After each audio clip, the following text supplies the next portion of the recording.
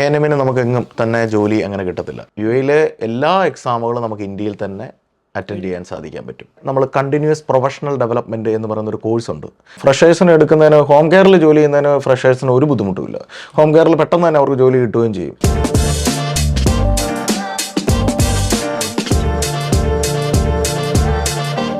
ഹബീബി come to DXP podcast express. ഞാൻ കഴിഞ്ഞ വീഡിയോ നേഴ്സുമാർക്ക് എങ്ങനെ ദുബായ് വരാമെന്നതിനെ കുറിച്ചുള്ളൊരു വീഡിയോ ഇട്ടിരുന്നു. അപ്പം അതിന് താഴെ നമുക്ക് ഒരുപാട് കമൻറ്റുകൾ വന്നിരുന്നു. പല ഡിപ്പാർട്ട്മെൻറ്റുകളിൽ എങ്ങനെ ജോലി കിട്ടാം എന്നുള്ളതിനെക്കുറിച്ചൊക്കെ കുറേ ആൾക്കാരുടെ സംശയങ്ങളുണ്ടായിരുന്നു. അതിനെല്ലാം ഞാൻ മറുപടി പറഞ്ഞിരുന്നു. നമ്മളൊരു അടുത്തൊരു വീഡിയോ ഡീറ്റെയിൽ ആയിട്ട് ഇടാമെന്ന്. അപ്പോൾ ഇന്ന് ഇങ്ങനെയുള്ള കാര്യങ്ങൾക്കൊക്കെ മറുപടി പറയാനും ഇതിൻ്റെ നിങ്ങളുടെ സംശയങ്ങളൊക്കെ ക്ലിയർ ചെയ്ത് തരാനുമായിട്ട് നമ്മുടെ കൂടെ മെഡ്ഗ്ലോബ് കൺസൾട്ടൻസിയുടെ അമരക്കാരനായ ടിബിനുണ്ട്. സ്വാഗതം ടിബിൻ. ടിബിൻ, ഇപ്പം BSc GNM ANM ഇതാണല്ലോ 3 നേഴ്സിംഗ് വിഭാഗങ്ങൾ. അതിനകത്തിൽ ഈ ANM നേഴ്സസിന് എന്താണ് ഇവിടുത്തെ ഒരു സാധ്യത, അവരുടെ ഒരു ജോലിക്ക് സാധ്യതയും, പിന്നെ അവർക്ക് എന്തൊക്കെ ക്വാളിഫിക്കേഷനാണ് മെയിനായിട്ട് വേണ്ടത്, ഇനി ഇവർക്ക് എക്സ്പീരിയൻസ് എത്രത്തോളം വേണം ഇവർക്ക് ഒരു ജോലി ഇവിടെ കിട്ടാനൊക്കെ ഉണ്ടുള്ളത്? ഫസ്റ്റ് ഓഫ് ഓൾ എഎൻഎമ്മിൻ്റെ ഒരു സ്കോപ്പ് നേഴ്സിംഗ് ഫീൽഡിൽ നഷ്ടപ്പെട്ടിരിക്കുകയാണ്. എഎൻഎമ്മിന് നമുക്കെങ്ങും തന്നെ ജോലി അങ്ങനെ കിട്ടത്തില്ല. ഡിപ്ലോമ അല്ലെങ്കിൽ BSc മാത്രമേ പറ്റുള്ളൂ. ഇനി എഎൻഎമ്മിൻ്റെ ഒരു സ്കോപ്പ് ഓഫ് പ്രാക്ടീസ് എന്ന് പറയാൻ നമുക്ക് ചെയ്യാൻ പറ്റുന്നത് എന്താണെന്ന് വെച്ചാൽ, അവർ കേരള നേഴ്സിംഗ് കൗൺസിൽ പോലെയുള്ള പ്രോപ്പറായിട്ട് അംഗീകാരമുള്ള ഒരു ANM കോഴ്സാണ് പഠിച്ചിരിക്കുന്നതെങ്കിൽ അവർക്ക് നമുക്ക് വേണമെങ്കിൽ ഒരു ഫ്ലബോട്ടമിസ്റ്റ്, അതായത് ഈ ബ്ലഡ് ഒക്കെ എടുക്കുന്ന ലാബിൽ ജോലി ചെയ്യുന്ന ഫ്ലബോട്ടമിസ്റ്റ് എന്ന് പറഞ്ഞിട്ട് ഫ്ലബോട്ടമിസ്റ്റിൻ്റെ എക്സ്പീരിയൻസ് ഉണ്ടെങ്കിൽ, ആസ് എ ഫ്ലബോട്ടമിസ്റ്റിൽ പുള്ളിക്കാരത്തേക്ക് എക്സ്പീരിയൻസ് ഉണ്ടെങ്കിൽ, അവർക്ക് എക്സ്പീരിയൻസ് ഉണ്ടെങ്കിൽ, നാട്ടിൽ എക്സ്പീരിയൻസ് ഉണ്ടെങ്കിൽ നമുക്ക് അവർക്ക് ഫ്ലബോട്ടമിസ്റ്റിൻ്റെ എക്സാം പ്രിപ്പയർ ചെയ്ത് കൊടുക്കാൻ പറ്റും. പിന്നെ അവർക്കൊരു സ്കോപ്പുള്ളതെന്ന് പറഞ്ഞാൽ CSSD എയ്ഡ് നമുക്ക് ഒരു എക്സ്പീരിയൻസ് ഉണ്ടെങ്കിൽ, CSSDയിൽ എക്സ്പീരിയൻസ് ഉണ്ടെങ്കിൽ അങ്ങനെ ചെയ്യാൻ പറ്റും. വേണമെങ്കിൽ നമുക്ക് CSSD ടെക്നീഷ്യനും കൂടിയും ഇതേ സെയിം വെച്ച് തന്നെ നമുക്ക് എക്സ്പീരിയൻസും, പിന്നെ അഹിമ പോലെയുള്ള അല്ലെങ്കിൽ ഇൻ്റർനാഷണൽ അക്രഡിറ്റഡ് കോഴ്സുകളുണ്ട്, അത് കംപ്ലീറ്റ് ചെയ്തവർക്ക് ആ ഒരു ഇതുകൂടി ഉണ്ടെങ്കിൽ നമുക്ക് CSSDയിലേക്കും നമുക്ക് അവരെ ട്രൈ ചെയ്യാൻ പറ്റും. ഈ രണ്ട് മേഖലകളിൽ ഇപ്പം പ്രസന്റ്ലി നമുക്ക് UAEയിൽ ഇവർക്ക് സ്കോപ്പുള്ളൂ. അതുപോലെ എനിക്ക് വീഡിയോക്കകത്ത് വന്നൊരു ക്വസ്റ്റ്യൻ ആണ്, നാട്ടിൽ DHA ഇപ്പം നാട്ടിൽ നിന്നുകൊണ്ടുള്ള ഒരാൾക്ക് എങ്ങനെ, ഉദ്യോഗാർത്ഥിക്കോ അല്ലെന്നുണ്ടെങ്കിൽ വർക്ക് ചെയ്യുന്ന ഒരാൾക്കോ, ഒരു നേഴ്സിംഗ് പ്രൊഫഷനുള്ള ഒരാൾക്ക് എങ്ങനെ നാട്ടിൽ DHA എഴുതാം? അതിന് നാട്ടിൽ ഓതറൈസ് ആയിട്ടുള്ള ഇൻസ്റ്റിറ്റ്യൂട്ടുകൾ ഏതൊക്കെയാണ്, അല്ലെങ്കിൽ നമുക്ക് മെയിനായിട്ടും ഏതൊക്കെ ഭാഗത്താണ് നമ്മുടെ നാട്ടിലുള്ളത്? ആക്ച്വലി കേരളത്തിൽ അങ്ങോളം ഇങ്ങോളം ഇഷ്ടം പോലെ ഇൻസ്റ്റിറ്റ്യൂട്ടുകൾ പഠിപ്പിക്കുന്നതുണ്ട്. അപ്പോൾ നമ്മൾ ഒരു ഇൻസ്റ്റിറ്റ്യൂട്ടിനെ തിരഞ്ഞെടുക്കുമ്പോൾ അവരുടെ ട്രാക്ക് റെക്കോർഡ് എപ്പോഴും ശ്രദ്ധിക്കുക. ഒരു ട്രാക്ക് റെക്കോർഡുള്ള ഒരു നല്ല ഇൻസ്റ്റിറ്റ്യൂട്ടിൽ പോയി പഠിക്കുക. വിജയശതമാനം ഏറ്റവും കൂടുതൽ നൽകുന്ന ഒരു ഇൻസ്റ്റിറ്റ്യൂട്ടിനെ തന്നെ ആശ്രയിക്കുക. നേഴ്സുമാർക്ക് സെപ്പറേറ്റ് ഉള്ളതുകൊണ്ട്, ടെക്നീഷ്യൻസിന് വേറെയാണ്, ഒപ്റ്റോമെട്രിസ്റ്റിന് വേറെയാണ്, MBBSന് വേറെയാണ്. അങ്ങനെ ഓരോ ഇതിലുള്ള ഏറ്റവും നല്ലതായിട്ടുള്ളത് നമ്മുടെ സുഹൃത്തുക്കളോടും പിന്നെ ഗ്രൂപ്പിലൊക്കെ ചോദിച്ച്, ഇപ്പോൾ അവരുടെ കമ്മ്യൂണിറ്റിയിലൊക്കെ ചോദിച്ച് നമുക്ക് അങ്ങനെ സെലക്ട് ചെയ്യാൻ പറ്റും. എല്ലാ പരീക്ഷയും UAEയിലെ എല്ലാ എക്സാമുകളും നമുക്ക് ഇന്ത്യയിൽ തന്നെ അറ്റൻഡ് ചെയ്യാൻ സാധിക്കാൻ പറ്റും. എല്ലാ എക്സാമും കഴിഞ്ഞ എപ്പിസോഡിൽ നമ്മൾ പറഞ്ഞ പോലെ തന്നെ എല്ലാ എക്സാമുകളും നമുക്ക് കേരളത്തിലും ഉണ്ട്, തമിഴ്നാട്, എല്ലാ സ്റ്റേറ്റുകളിലും നമുക്ക് എക്സാം എഴുതാനുള്ള ഓപ്പർച്യൂണിറ്റീസ് ഉണ്ട്. ദുബൈ ആണെങ്കിൽ ആദ്യം തന്നെ നമുക്ക് നേരെ എക്സാം എഴുതാൻ സാധിക്കും. പാസ്സായി കഴിഞ്ഞിട്ട് ഈ അതർ പ്രോസസ്സിലേക്ക് കടന്നാലും മതി. ഓക്കെ. നാട്ടിലാണെങ്കിൽ അത് നമുക്ക് ഈ പ്രോസസ്സ് കഴിഞ്ഞതിന് ശേഷം എക്സാം എഴുതാൻ പറ്റൂ? അല്ല, ആദ്യം തന്നെ നമുക്ക് എക്സാം എഴുതാൻ പറ്റും. ദുബൈക്കെല്ലാം ആദ്യം തന്നെ നമുക്ക് പരീക്ഷകൾ എഴുതാൻ പറ്റും. ഓറൽ എക്സാം മാത്രമേ ഉള്ളൂ. ഓറൽ എക്സാം കണ്ടക്ട് ചെയ്യുന്ന ചില കോഴ്സുകൾക്ക് മാത്രമേ ഉള്ളൂ നമുക്ക് ആദ്യം പ്രോസസ്സ് എല്ലാം കംപ്ലീറ്റ് ചെയ്തതിന് ശേഷം എക്സാം എഴുതാൻ പറ്റുള്ളൂ. അല്ലാതെ ഇപ്പോൾ nursing, paramedical, lab technician, pharmacist, optometrist, doctors, dentist, specialist, അവർക്ക് എല്ലാവർക്കും നമുക്ക് ആദ്യം തന്നെ എക്സാം എഴുതാം. പ്രൊമെട്രിക്ക് കണ്ടക്ട് ചെയ്യുന്ന എക്സാമാണ്. ആ എക്സാം എഴുതി പാസ്സായതിനു ശേഷം നമുക്ക് ബാക്കി അതിൻ്റെ അടുത്ത പേപ്പർ വർക്കുകളിലേക്ക് കടക്കാൻ പറ്റും. അതുപോലെ തന്നെ മെയിൽ ആൻഡ് ഫീമെയിൽ നേഴ്സുമാർ നമുക്ക് ഇവിടെ UAEയിൽ വർക്ക് ചെയ്യുന്നുണ്ട്. അതിൽ എനിക്ക് കിട്ടിയൊരു ചോദ്യം എന്ന് പറഞ്ഞു കഴിഞ്ഞാൽ കമൻറ്റ് ബോക്സിൽ, മെയിൽ നേഴ്സിനാണോ ഫീമെയിൽ നേഴ്സിനാണോ UAEയിൽ ഏറ്റവും കൂടുതൽ സ്കോപ്പ് ഉള്ളത്? അതുപോലെ ഈ മെയിൽ നേഴ്സിന് ഏറ്റവും കൂടുതൽ സാധ്യതയുള്ള ഒരു മേഖല അല്ലെങ്കിൽ സാധ്യതയുള്ളൊരു ഡിപ്പാർട്ട്മെൻറ്റ് ഏതാണെന്നാണ്? രണ്ടിനും സാധ്യതകളുണ്ട്. ഹോസ്പിറ്റൽ ബേസ് ചെയ്യുമ്പോൾ ഏറ്റവും കൂടുതൽ സാധ്യത വരുന്നത് ഫീമെയിൽ നേഴ്സുമാർക്കാണ്. ഹോസ്പിറ്റൽ എമർജൻസി ഡിപ്പാർട്ട്മെൻറ്റ് അങ്ങനെയുള്ള അതർ ഡിപ്പാർട്ട്മെൻറ്റിൽ, ഓപ്പറേഷൻ തിയേറ്റർ, ICUയിലൊക്കെ മെയിൽ നേഴ്സിന് നല്ല സാധ്യതയുണ്ട്. എന്നിരുന്നാലും കൂടുതൽ സാധ്യത ഫീമെയിൽ നേഴ്സിനാണ്. മെയിൽ നേഴ്സിന് ഏറ്റവും കൂടുതൽ സാധ്യതയുള്ളതെന്ന് പറഞ്ഞാൽ ഈ ഓൺ ഷോർ ഓഫ് ഷോർ ഡ്യൂട്ടികൾ, ഇൻഡസ്ട്രിയൽ നേഴ്സിംഗ് ഡ്യൂട്ടികൾ, അങ്ങനെയുള്ളതിനൊക്കെ മെയിൽ നേഴ്സുമാർക്കാണ് ഏറ്റവും കൂടുതൽ സാധ്യതയുള്ളത്. അതായത് കുറച്ച് ഫിസിക്കലായിട്ട് അതെ അതെ, ഒറ്റയ്ക്ക്, അതായത് ഒരു നേഴ്സ് മാത്രമേ അവിടെ കാണുള്ളൂ, ഒരു ക്ലിനിക്കിൽ ഒരു നേഴ്സ് മാത്രം. അവർ ഇപ്പോൾ ഇൻഡസ്ട്രിയിൽ അറിയാമല്ലോ, ഇപ്പം ചെറിയ ചെറിയ ഫസ്റ്റ് എയ്ഡ് കേസ് കേട്ട് പിന്നെ എമർജൻസി അങ്ങനെയുള്ള കേസുകൾ ഹാൻഡിൽ ചെയ്യാനായിട്ടുള്ള ഇതിൽ മെയിൽ നേഴ്സുമാർക്കാണ് സാലറി കൂടുതൽ കിട്ടുന്നത്. അവരുടെ സ്കോപ്പ് ഓഫ് പ്രാക്ടീസ് അവിടെ കൂടുതലായിരിക്കും. ഫീമെയിലിന് അങ്ങനെ ഒരു ഇൻഡസ്ട്രിയൽ മേഖലയിൽ ജോലി ചെയ്യാനായിട്ട് പറ്റത്തില്ല, കാരണം കൂടുതലും മെയിൽ വർക്കേഴ്സാണ്, കൂടുതലും നല്ല 99% ഇതാണ്. പക്ഷേ ഓൺഷോറിൽ ഇപ്പോൾ ഫീമെയിൽ നേഴ്സുമാരുണ്ട്, ഓൺഷോറിൽ ഫീമെയിൽ നേഴ്സുമാർ വർക്ക് ചെയ്യുന്നുണ്ട്.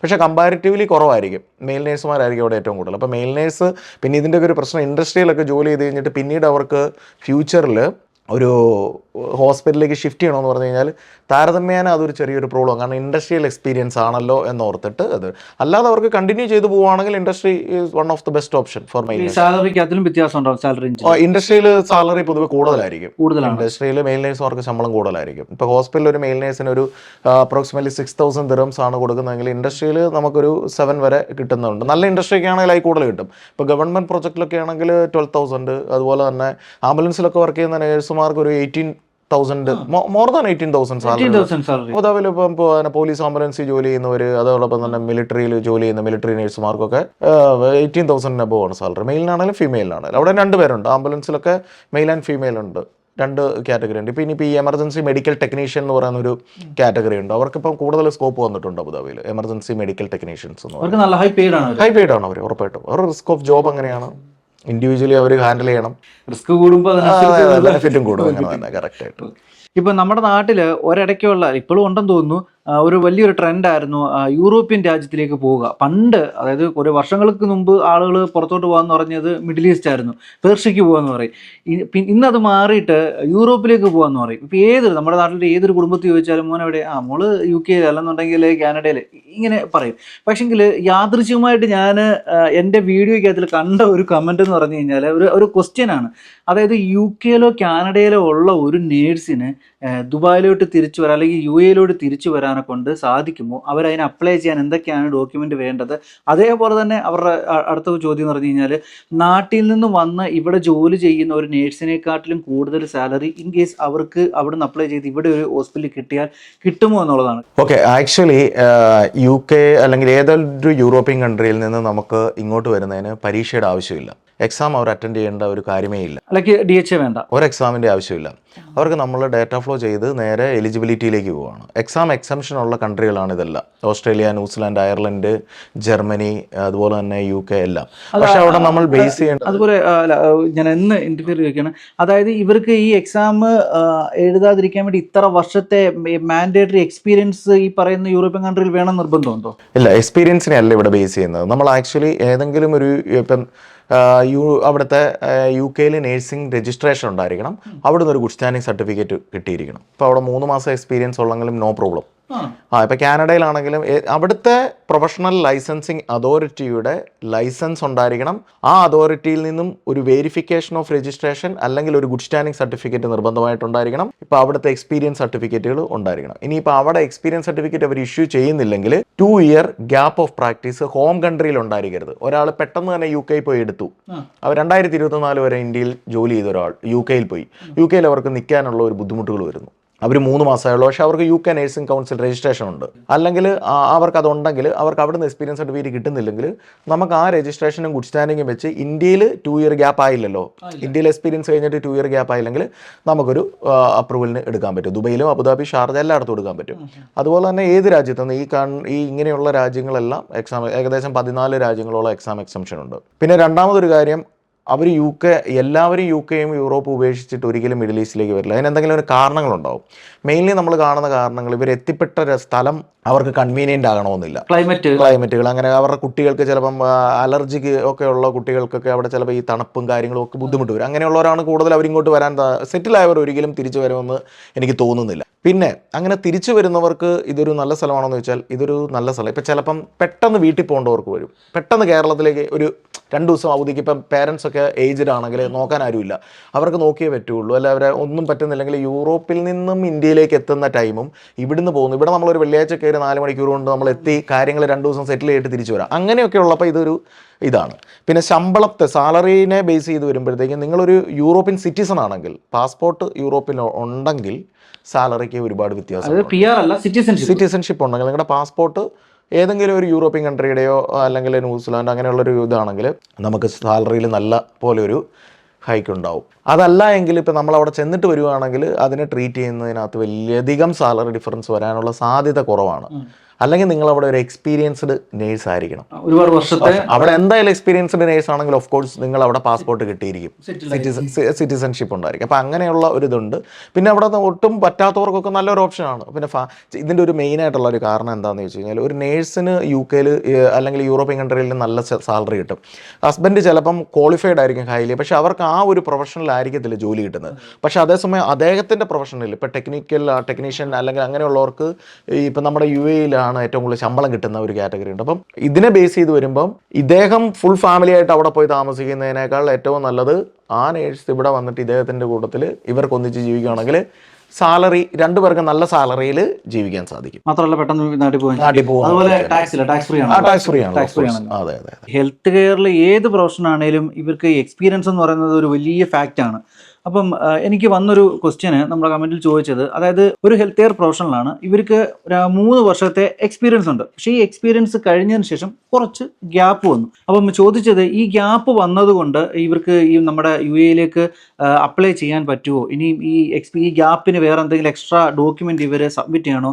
ഈ ഗ്യാപ്പ് വന്നതുകൊണ്ട് ഇവരുടെ ആ ഒരു 3 വർഷത്തെ എക്സ്പീരിയൻസിൻ്റെ വാല്യൂ കുറയുമോ എന്നാണ് ചോദ്യം. ആക്ച്വലി 2 വർഷത്തിൽ കൂടുതൽ എക്സ്പീരിയൻസ് ഗ്യാപ്പ് ഉണ്ടെങ്കിൽ നമുക്ക് ഇവിടെ അപ്രൂവൽ കിട്ടില്ല. 2 വർഷത്തിൽ കൂടുതൽ ഒരാൾക്ക് ഗ്യാപ്പ് ആണെങ്കിൽ അവർ ഒന്നെങ്കിൽ ഹോം കൺട്രിയിൽ ഒരു 6 മാസത്തെ എക്സ്പീരിയൻസ് പോയി വർക്ക് ചെയ്ത് എക്സ്പീരിയൻസ് സർട്ടിഫിക്കറ്റ് കൊണ്ടുവരിക, അല്ലെങ്കിൽ അവർക്ക് ഇവിടെ നമ്മൾ കണ്ടിന്യൂസ് പ്രൊഫഷണൽ ഡെവലപ്മെൻറ്റ് എന്ന് പറയുന്നൊരു കോഴ്സ് ഉണ്ട്. നമ്മൾ ഈ ഡോക്യുമെൻ്റ് എല്ലാം സബ്മിറ്റ് ചെയ്യുമ്പോൾ അവർ റിട്ടേൺ ചെയ്യും. ഈ ഫയൽ റിട്ടേൺ ചെയ്തിട്ട് പറയും നിങ്ങളിങ്ങനെ ഒരു കോഴ്സ് പഠിക്കുക. 2 വർഷം മുതൽ 5 വർഷത്തെ എക്സ്പീരിയൻസ് ഗ്യാപ്പ് ആണെങ്കിൽ നമുക്ക് ഈ 4 മുതൽ 8 മാസത്തെ കണ്ടിന്യൂസ് പ്രൊഫഷണൽ ഡെവലപ്മെൻറ്റ് കോഴ്സും CME പ്രോഗ്രാംസും വെച്ചുകൊണ്ട് തന്നെ ആ ഗ്യാപ്പ് ഓഫ് പ്രാക്ടീസ് നമുക്ക് ഒഴിവാക്കാൻ പറ്റും.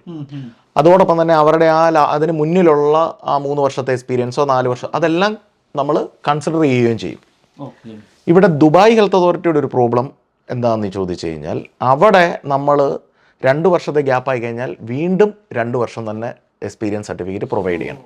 അതേസമയം ഇന്ന് അറ്റ് ദ മൊമെൻറ്റിൽ നമുക്ക് അബുദാബിക്കും ഷാർജയ്ക്കും UAE MOHനും ആ ഒരു പ്രോബ്ലം ഇല്ല. 6 മാസത്തെ Indian experience home country experience ആയിട്ട് വന്നാൽ അവർ അക്സെപ്റ്റ് ചെയ്യുന്നുണ്ട്. ദുബായിലതില്ല. ഇവിടെ നമ്മൾ ശ്രദ്ധിക്കേണ്ടത് ലാസ്റ്റ് 5 വർഷത്തിനുള്ളിൽ നമുക്ക് 2 വർഷത്തെ എക്സ്പീരിയൻസ് ഉണ്ടായിരിക്കണം. അത് തമ്മിൽ 2 വർഷത്തെ ഗ്യാപ്പ് ഉണ്ടാകാൻ പാടില്ല. 5 വർഷത്തെ എക്സ്പീരിയൻസ് 5 വർഷ പീരീഡിൽ 2 ഇയർ ടോട്ടൽ എക്സ്പീരിയൻസ് ഉണ്ടായിരിക്കണം. ഈ ടോട്ടൽ ലാസ്റ്റത്തെ എക്സ്പീരിയൻസ് കഴിഞ്ഞ് 2 ഇയർ ഗ്യാപ്പ് ഓഫ് പ്രാക്ടീസ് ഉണ്ടാവാനും പാടില്ല എന്നുള്ളതാണ് യഥാർത്ഥത്തിലുള്ള നിയമം. ഓക്കെ, അതായത് നമ്മുടെ നാട്ടിൽ നിന്ന് MLT കഴിഞ്ഞിറങ്ങിയ ഒരു സ്റ്റുഡൻറ്റിന് ഈവൻ എക്സ്പീരിയൻസ് ഉള്ള ഒരാളായിക്കോട്ടെ, അവർക്ക് എങ്ങനെയാണ് ഇവിടുത്തെ ഒരു സാധ്യത, എങ്ങനെ എത്താൻ പറ്റും, എന്തൊക്കെ പ്രിപ്പറേഷൻസും അല്ലെങ്കിൽ എന്തൊക്കെ എക്സാംസ് ആണ് അവർ അറ്റൻഡ് ചെയ്യേണ്ടത്? MLTക്ക് മെഡിക്കൽ ലാബിന് നമുക്ക് ചെയ്യാൻ പറ്റുന്നത് അവർ ഡിപ്ലോമ കഴിഞ്ഞാലും BSc കഴിഞ്ഞാലും അവർക്ക് എക്സ്പീരിയൻസിൻ്റെ ആവശ്യമില്ല. സെയിം ഇതുവരെയും നേഴ്സുമാർക്കുള്ള ഒരു പ്രിവിലേജ് പോലെ തന്നെയാണ് അവർക്കും പോകുന്നത്. അവർക്ക് എക്സ്പീരിയൻസ് വേണ്ട. പക്ഷേ അവരുടെ യൂണിവേഴ്സിറ്റി സർട്ടിഫിക്കറ്റ് ഇഷ്യൂ ചെയ്തിരിക്കണം. കോൺവക്കേഷൻ ഡിഗ്രി ഫൈനൽ സർട്ടിഫിക്കറ്റ് വേണം. ഡിപ്ലോമയാണെങ്കിൽ അവരുടെ ഡയറക്ടറേറ്റ് ഓഫ് മെഡിക്കൽ എഡ്യൂക്കേഷനിൽ നിന്നുള്ള ഇത് വേണം. എക്സ്പീരിയൻസ് ഇല്ലാതെ തന്നെ അവർക്ക് ഇവിടെ വർക്ക് ചെയ്യാൻ പറ്റും. പിന്നെ ജോലി കിട്ടുമോ എന്നുള്ളതൊരു ചോദ്യമാണ്. അത് എപ്പോഴും ഒരു എംപ്ലോയറിൻ്റെ ഇതിലായിരിക്കും. എക്സ്പീരിയൻസ് ഉള്ളവർക്കായിരിക്കും അവർ പ്രിഫർ ചെയ്യുന്നത്. പക്ഷെ അവർക്ക് ഇതിന് പരീക്ഷ എഴുതുന്നതിനോ എലിജിബിലിറ്റി എടുക്കുന്നതിനോ ഒരു കുഴപ്പമില്ല. നമുക്ക് അന്നേരം തന്നെ പെട്ടെന്ന് തന്നെ എടുക്കാം. അവർക്ക് വേണ്ട ഒരു രജിസ്ട്രേഷൻ്റെ ആവശ്യമില്ല. ജസ്റ്റ് ഡിഗ്രി സർട്ടിഫിക്കറ്റ് മാത്രം മതി. Degree, transcript, marks card, passport ഇത്തരം ഡോക്യുമെൻ്റ് ഉണ്ടെങ്കിൽ നമുക്ക് ഫ്രഷർ ഗ്രാജുവേറ്റ് കാറ്റഗറിയിൽ നമുക്ക് എക്സാമും ഡാറ്റ ഫ്ലോയും എലിജിബിലിറ്റിയും എല്ലാം ചെയ്യാൻ പറ്റും. നമ്മളിപ്പം ഹെൽത്ത് കെയറിലെ ഓൾമോസ്റ്റ് എല്ലാ മേഖലയും നമ്മൾ ടച്ച് ചെയ്ത് പോകുന്നതുകൊണ്ടാണ് അടുത്തൊരു ചോദ്യം എന്ന് പറഞ്ഞു കഴിഞ്ഞാൽ ഈ പാരാമെഡിക്കൽ വിഭാഗക്കാരുടെയാണ്. പാരാമെഡിക്കൽ വിഭാഗത്തിന് എങ്ങനെയാണ് ഒരു സ്കോപ്പ് ഇപ്പോൾ ഇവിടെ നിലവിലത്തെ ഒരു സ്കോപ്പ് എങ്ങനെയാണ്? എല്ലാ വിഭാഗങ്ങൾക്കും സ്കോപ്പുകളുണ്ട്. എന്നിരുന്നാൽ തന്നെ അവർക്കൊരു പാരാമെഡിക്കലിനൊരു ലിമിറ്റഡ് വേക്കൻസികളല്ലേ വരുള്ളൂ. ഇപ്പം നമ്മൾ നേഴ്സുമാർക്കുള്ളത് ഡോക്ടേഴ്സിനുള്ള അത്രയും ഒരു വേക്കൻസികൾ വരില്ല. അവിടെ ഒരു ഹോസ്പിറ്റലിൽ ഇത്ര പാരാമെഡിക്കൽ മതിയില്ല. ഇപ്പം ഒരു ടെക്നീഷ്യൻ ആണെങ്കിൽ ഒരു 2-3 ടെക്നീഷ്യൻ്റെ ആവശ്യമുള്ളൂ. പാരാമെഡിക്കലിൽ ഇപ്പോൾ ഏറ്റവും നല്ലൊരു സ്കോപ്പിൽ നമുക്ക് പോകുന്നു പറഞ്ഞാൽ അനസ്തീഷ്യ ടെക്നീഷ്യൻ, ടെക്നോളജിസ്റ്റ് നല്ല സ്കോപ്പാണ്. CSSDക്ക് നല്ല ഇതാണ്. പിന്നെ ഞാൻ ഇച്ചിരി മുമ്പ് പറഞ്ഞ പോലെ എമർജൻസി മെഡിക്കൽ ടെക്നീഷ്യൻ നല്ലൊരു സ്കോപ്പാണ്. പിന്നെ റെസ്പിറേറ്ററി ടെക്നീഷ്യൻ നല്ലൊരു സ്കോപ്പുള്ള ഒരു മേഖലയാണ്. പിന്നെ ആസ് യൂഷ്വൽ ലാബ് ടെക്നോളജിസ്റ്റിൻ്റെ ഒരു നല്ലൊരു സ്കോപ്പുണ്ട്. ഓപ്പറേഷൻ തിയേറ്റർ എന്ന് പറയുന്നതിന് ഇച്ചിരി സ്കോപ്പ് കുറവാണ് കമ്പയർ ചെയ്യുമ്പോൾ, കാരണം ഇപ്പം അനസ്തീഷ്യക്കാണ് കൂടുതൽ വരുന്നത്. ഒരു അനസ്തേഷ്യസ്റ്റിന് ഒരു ടെക്നീഷ്യന് ഒരു ആവറേജ് എത്രയായിരിക്കും അവരുടെ ഒരു സാലറി? നമുക്ക് എപ്പോഴും ഡിപ്പെൻഡ് ഓൺ ദ ഹോസ്പിറ്റലിൻ്റെ ഒരു കപ്പാസിറ്റിക്ക് അനുസരിച്ചാണ് ശമ്പളം പറയാൻ പറ്റും. ഗവൺമെന്റിന് സെപ്പറേറ്റ് ഉണ്ടാവും. പക്ഷേ എനിക്ക് തോന്നുന്നു ഒരു ബിഗിനിങ് സ്റ്റേജിൽ ഒരു നിയർലി ഒരു 1.5 ലാക്സ് ഇന്ത്യൻ റുപ്പീസിനടുത്തെങ്കിൽ ഒരു 6,000 ദിർഹംസ് എങ്കിലും ഒരു ബേസിക് ആയിട്ട് കിട്ടുന്നുണ്ട് അവർക്ക്. CSSDക്ക് ആണെങ്കിലും അതിൽ കൂടുതലും കിട്ടാറുണ്ട്. നല്ല നല്ല നല്ല വേക്കൻസി ഉള്ള ഒരു മേഖലയാണ് ഇപ്പം. അതുപോലെ ഇവിടെ നമ്മൾ അറിയാം, യൂറോപ്പിൽ അല്ലെങ്കിൽ യൂറോപ്യൻ കൺട്രിയിൽ നമ്മൾ കേട്ടിട്ടുണ്ട് കെയർ ഹോമിൽ ഇപ്പം കൂടുതലും കെയർ ഹോം സാധ്യതകളുണ്ടല്ലോ, കെയർ ഹോമിലേക്കൊക്കെ വർക്ക് ചെയ്യാൻ. നമ്മുടെ ഇവിടെ UAE വരുമ്പം ഈ കെയർ ഹോം മേഖലയിലുള്ള ഒരു നേഴ്സിന് അല്ലെങ്കിൽ കെയർ ഹോം മേഖലയിൽ എങ്ങനെയാണ് അതിൻ്റെ ഒരു സാധ്യത? അതിന് എന്തെങ്കിലും എക്സ്ട്രാ സർട്ടിഫിക്കറ്റുകൾ വേണോ? അതല്ലെങ്കിൽ അതിന് നാട്ടിൽ നിന്ന് ഒരു ഇത്ര വർഷത്തെ കെയർ ഹോം എക്സ്പീരിയൻസ് മാൻഡേറ്ററി ആണോ ഇവിടെ ഒരു കെയർ ഹോമിൽ ഒരു നഴ്സിന് വർക്ക് ചെയ്യാനൊക്കെ ഉണ്ട്, അല്ലെങ്കിൽ ഒരു ഹെൽത്ത് കെയർ പ്രൊഫഷണൽസിന് ജോലി കിട്ടാനൊക്കെ ഉണ്ട്? ഫസ്റ്റ് ഓഫ് ഓൾ നമുക്കിവിടെ UAE അങ്ങനെ കെയർ ഹോം എന്ന് പറയുന്ന ഒരു പ്രൊജക്റ്റ് ഉള്ളതായിട്ട് എൻ്റെ അറിവിലില്ല. ഇവിടെ നമുക്ക് ലോങ് ടൈം കെയർ എന്ന് പറയും. ലോങ് ടൈം കെയർ ഉണ്ട്, പിന്നെ ഹോം കെയർ എന്ന് പറഞ്ഞു വരും. അത് രണ്ടിൻ്റെ വ്യത്യാസം എന്ന് വെച്ചാൽ ലോങ് ടൈം കെയറിൽ ഒരു പേഷ്യൻസ് ഹോസ്പിറ്റലൈസ്ഡ് ആണ്, ഹോസ്പിറ്റലിൽ തന്നെയായിരിക്കും പേഷ്യൻറ്റ്. അവിടെ എല്ലാ സജ്ജീകരണങ്ങളോടും കൂടി അവർ ആ പേഷ്യൻറ്റിനെ ശുശ്രൂഷിക്കുന്നു. ലൈക്ക് ഒരു ഹോം? ലൈക്ക് ഒരു ഹോമായിട്ടല്ല, അതൊരു ഹോസ്പിറ്റൽ സെറ്റപ്പ് തന്നെയാണ്. നമ്മുടെ യൂറോപ്പിലെ പോലെയുള്ള അങ്ങനെയല്ല ഇത്. ഓൾഡ് ഏജ് നമ്മളത് ഡിഫറെൻ്റ് ആണ്. ഓൾഡ് ഏജ് ഹോമും വേറെ, ഇത് വേറെ. ഓൾഡ് ഏജ് ഹോംസ് ഒന്നും ഇവിടെ അങ്ങനെ ഉള്ളതായിട്ടോ അവിടെ ഇത് ചെയ്യുന്നതായിട്ടോ അത്രയധികം ഞാൻ പോപ്പുലാരിറ്റി ഇല്ലെന്ന് തോന്നുന്നു. ലോങ് ടൈം കെയറിൽ ഈ ബെഡ് റിഡൻ ആയിട്ടുള്ള പേഷ്യൻസ് അല്ലെങ്കിൽ അതുപോലെയുള്ള പ്രശ്നങ്ങളുള്ള ലോങ് ടൈം ആയിട്ടുള്ള ഈ റെസ്പിറേറ്ററി ഇഷ്യൂസ് ഉള്ളവർ അങ്ങനെയുള്ളവരാണ് ഈ ലോങ് ടൈം കെയറിൽ. അവർക്ക് നല്ല പാക്കേജാണ് നേഴ്സുമാർക്ക്. ഇവിടെ നല്ല പാക്കേജാണ് കമ്പയർ ചെയ്യുമ്പോൾ. അതായത് സാധാരണ നേഴ്സുമാർ ഹോസ്പിറ്റലിൽ ജോലി ചെയ്യുന്നതിനൊക്കെ ലോങ് ടൈം കെയറിൽ അവർക്ക് അത്രയധികം ഫിസിക്കൽ എഫർട്ടുണ്ട്, മെന്റൽ എഫർട്ടുണ്ട്, ഫിസിക്കൽ എഫർട്ടുണ്ട്. ഇതിൽ ശരിക്കും ഞാൻ ചോദിക്കുന്നത്, ഇതിൽ രണ്ടുപേർക്കും അതായത് മെയിലും ഫീമെയിലും ഒരേപോലെ സാധ്യതയുണ്ട്? അതെ, അത് രണ്ടിനും ഒരേപോലെ സാധ്യതയുള്ള ഒരു മേഖലയാണ്. പിന്നെയുള്ളതെന്ന് പറഞ്ഞു കഴിഞ്ഞാൽ ഹോം കെയർ ആണ്. ഹോം കെയർ നേഴ്സ് എന്ന് പറഞ്ഞു കഴിഞ്ഞാൽ നമ്മൾ വീട്ടിൽ പോയി ഇതുപോലെയുള്ള ബെഡ് റിഡൻ അല്ലെങ്കിൽ സിക്കായിട്ടുള്ള പേഷ്യൻസിനെ നോക്കും.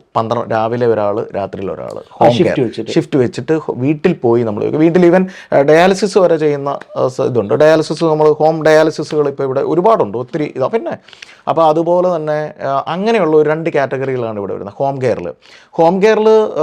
പൊതുവെ എന്താണ് പ്രശ്നം എന്ന് ചോദിച്ചാൽ മലയാളികൾ ചിന്തിക്കുന്നത് ഹോം കെയറിൽ ജോലി ചെയ്യുമ്പോൾ ഉണ്ടാകുന്ന ഒരു വീട്ടിൽ പോയി നമ്മൾ വീട്ടു ജോലി, പക്ഷെ അങ്ങനൊന്നുമില്ല ഇവിടെ. അതൊക്കെ നല്ല സേഫ്റ്റിയും സെക്യൂരിറ്റിയും നല്ല അറ്റ്മോസ്ഫിയറാണ് ഇവിടുത്തെ ഹോം കെയർ ജോലിക്കുള്ളത്. പക്ഷേ ഒരു കമ്പാരിറ്റീവ്ലി മലയാളികൾ കുറവായിരിക്കും.